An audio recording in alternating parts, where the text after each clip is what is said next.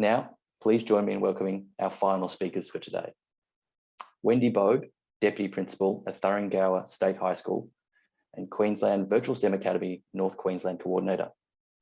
The far expanses of North Queensland and the challenge created by distance is not an obstacle as Wendy delivers STEM enrichment opportunities to students through the Global Tropics Future Project. Students learn together in a blended model of virtual and face-to-face experiences. The Queensland Virtual STEM Academy is one component of the GTF project where students connect virtually and collaboratively, explore their STEM interests and passions with others from different schools and STEM professionals beyond their local community. And Bria Cinnamon, Queensland Virtual STEM Academy and at Central Queensland Coordinator and Rockhampton State High School Excel Coordinator. The Queensland Virtual STEM Academy at Central Queensland is hosted by Rockhampton State High School, located in the middle of Central Queensland region, a region known for exposure to fires, floods, droughts, and cyclones. The QVSA at Central Queensland endeavours to connect students from across the region in an attempt to solve these problems, while also focusing on the post-disaster response. Over to you, Wendy and Bria. Thank you very much, Owen. It is my pleasure today to talk to you all about our disaster resilience education programs. And I'm talking to you from Townsville, North Queensland, traditional owners of the Walgarooka and Bindal people. And I'm co-presenting, as Owen said, with Bria Cinnamon from Rockhampton State High School. Before we actually start talking about our disaster resilience education programs, I'd like to give you a little bit of a background on the Queensland Virtual STEM Academy. Next slide, please. The Queensland Virtual STEM Academy was actually established in 2017, and we deliver STEM enrichment programs to students in years 5 to 9. And our vision is to inspire a passion and aspiration for students in STEM through enriching learning opportunities and transformational partnerships. Our targeted audience are regional and remote students who are highly capable, Indigenous, female, from socioeconomically disadvantaged areas, or students from rural and remote backgrounds. Next slide, thank you. So what the Queensland Virtual STEM Academy actually does is connect students who are separated by thousands of kilometres to connect, collaborate and explore their local, national and global STEM problems. And we deliver these programs through a very innovative platform called IC. Our courses are typically 15 to 20 students from 4 to 5 schools. So we can have a student who is living on the coast collaborating with a student who's living next to the border between Queensland and Northern Territory. And in actual fact, since 2017, our delivery sites have expanded to 5 across Queensland, and they are in Cairns, myself in Townsville, Bria in Rockhampton, Brisbane, and recently Roma. On to the next slide, thank you. Because on the next slide, this is actually some diagrams or pictures of what IC looks like. It's not very easy to tell in these pictures, but those little students there, those avatars move around within the 3D space, and it's a bit like Minecraft. Or even picture your Zoom, except your avatars move around in a 3D space.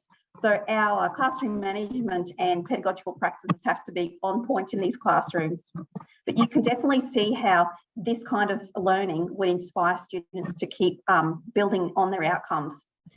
On to the next slide, thanks. So in North Queensland, in 2019, we had a major flooding event. And us North Queenslanders, we know how to deal with cyclones, but we had no clue of what to do before, during and after our major flooding. And so it became very clear to us that we needed to create a course for our students so that they were learning how to become disaster aware and disaster resilient, but also to be able to influence their community and their families and teach them about what to do before, during and after a natural disaster. On to the next slide, please. So we actually gathered together with some experts from the Townsville City Council, James Cook University, Queensland Fire and Emergency Services, Red Cross, Queensland Reconstruction Authority, Australian Institute for Disaster Resilience, and the Remit University. And we co-designed and co-delivered this grand challenge called Disaster Resilience for a Changing Climate. And so the students themselves had to come up with ways of teaching others how to be disaster resilient and to teach their families what to do before a cyclone comes, before a flood happens, what to do during the event and what to do after. Now, I talked about this course in last year's forum, and I'd just like to update you all in that this has been so successful. We have delivered this program several more times, and we've also delivered it to a special group of students in a class that had students from Queensland, New South Wales, Northern Territory, and New Zealand. So all of these students were coming together to learn about all of the disasters that happen in their local areas and to learn from each other. So that's North Queensland's Disaster Resilience Education Program. I'll just pass over to Bria now, who will talk to you about the future of fighting fires. Hello, good afternoon. I'm coming to you from Rockhampton State High School, and the traditional owners of the land on which I sit today are the Darumbal people. We created the Future of Fighting Fires Grand Challenge as an addition to a primary school Grand Challenge that we have called Bushfire Reduction. It's a little bit more higher leveled, it's a bit more future focused, and it has a little bit more of a focus on resilience, pre-bushfire, post-bushfire, but we bring in other disasters as well. We think it's really important that young kids have a role to play in their community and that they can acknowledge that they do make change, tangible change to their communities, even within their families. And so enabling that through grand challenges like this has really helped them take ownership, and they're a lot more confident in their ability to initiate change in the world. Next slide, please. So like Wendy, we collaborate in order to design our grand challenges. It creates a level of authenticity that we don't regularly get in the normal curriculum in our classrooms. So the point of the Future of Fighting Fires Grand Challenge was to collaborate with people from our region and beyond our region. We actually, in the first instance, collaborated with Dr. Bode from Australia's National University, the Queensland Fire and Emergency Services. We have a team of firemen that like to come in and tell us about what they do and their roles pre, during, and post fires. We looked at also partnering with the Australian Institute for Disaster Resilience, and we had Bridget Little as one of our people who helped us to design the Grand Challenge. Next, please. So far, it's a relatively new Grand Challenge. We only wrote it at the end of 2020, and we've had the course run 3 times. We've had 8 schools from the CQ region. 1 identifies as remote, 3 are rural, and 4 are from a regional city. In saying that, one of the regional city schools is the Capricornia School of Distance Education. So we actually had some students, so sometimes they're just from just down the road here in Rockhampton or Gracemere, but we've had students from year 7 to 9 participate, and we've had some really great outcomes, which leads to our next slide, please. So these are just samples of the student work. So what we do is a 10-week course.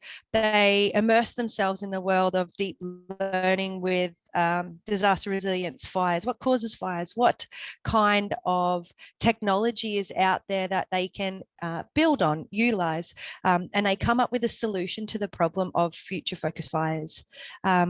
What you can see on the screen right now is an app design, a prototype for an app that a team of boys from Gladstone State High School designed. I'm not the biggest fan of their acronym for the app, the FFF app.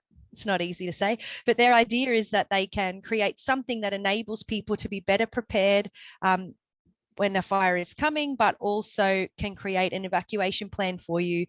When they were explaining this idea, it was that they would link to emergency services, and the app would create the safest pathway from your home to the nearest safe place. On the right hand side, you can see a snippet of a chat box that some of our kids were communicating as well. The whole point of collaboration, like Wendy said, when we're looking at the kids through these little avatars, you're not just a voice, you're an actual person. You can hold up your designs and look at each other through the cameras. They can, I really like to talk about these kids like they find their tribe, and we've all probably been in a situation where we're the only one in a group of people who's I like full nerd. That's me. So some of these guys, they're kind of ostracized in their learning environments, and they get to join us online, and they find their people, and they can revel in the fact that they're interested in making a change. And you'll see that when you read the chat. Next, please. This is just another example of one of the ideas. So they don't all have to be technologically based. A team from my school actually came up with a rescue harness for animals. One of the girls here is very animal focused.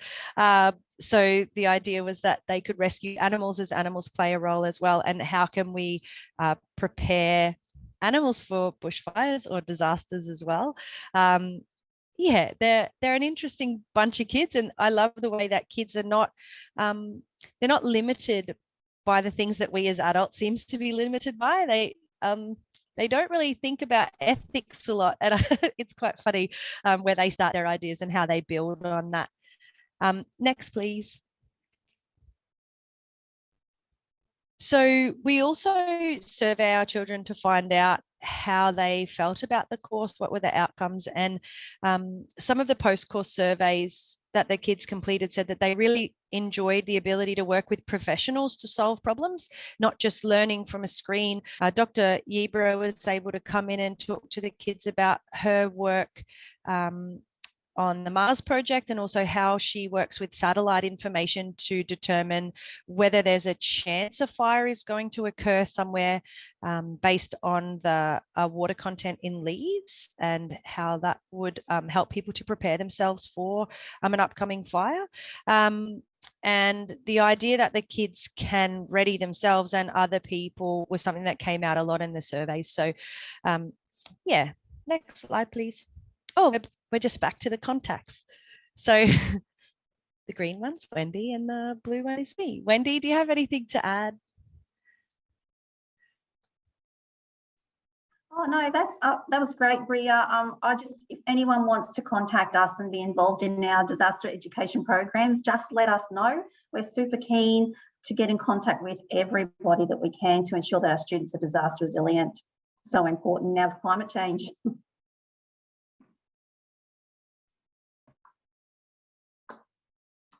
Wonderful. Thank you so much, Wendy. Thank you so much, Bria. I had a good chuckle when you were talking about the ideas that some of the young people come up with, and the fact that they don't always consider ethics. It's very true. It's very funny, the ideas that the young people will come up with, and you have to stop and think and go, how's that going to work?